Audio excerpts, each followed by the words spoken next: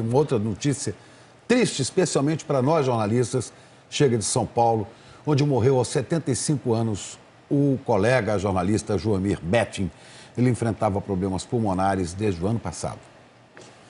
A notícia foi divulgada durante a madrugada pelo Hospital Albert Einstein, na zona sul de São Paulo. O jornalista Joelmir Betting morreu por volta da 1h da manhã.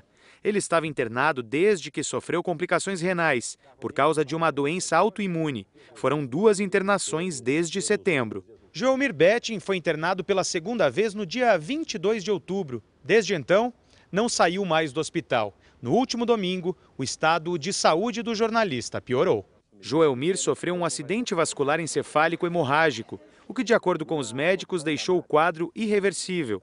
O jornalista tinha 75 anos.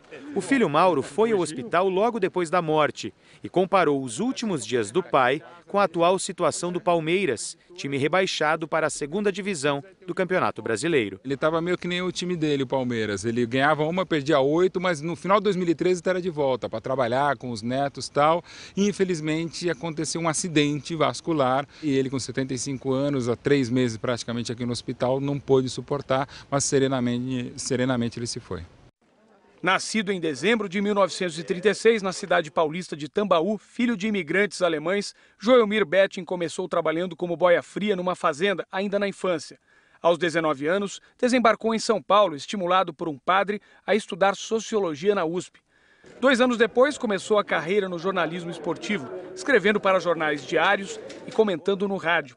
Não escondia a paixão pelo Palmeiras. Eu sou palmeirense do tipo patológico. Morro de medo em dia de decisão. Não vejo o jogo no estádio e até mesmo nem pela televisão. Joelmir foi o criador da expressão gol de placa. Ele se impressionou com a perfeição de um gol em que Pelé driblou 6 adversários no Maracanã contra o Fluminense em 1961 e disse que o gol merecia uma placa comemorativa. Sugestão aceita, a placa está no Maracanã há mais de 50 anos. Os únicos registros desse gol são fotos. Nos anos 90, Pelé retribuiu a homenagem, presenteando Joelmir também com uma placa. Todo mundo ficou de pé, aí começou ou a aplaudir ou gritar. E alguns chorando como eu. Teve 2 registros que eu me orgulho muito. Alguns chorando como eu. Chorei. Em 1962, Joelmir Betting, já formado, deixou o esporte para trabalhar com o jornalismo econômico, onde ficou conhecido pela capacidade de traduzir a economia para uma linguagem mais informal e acessível. Ganhou o apelido de Chacrinha da Economia.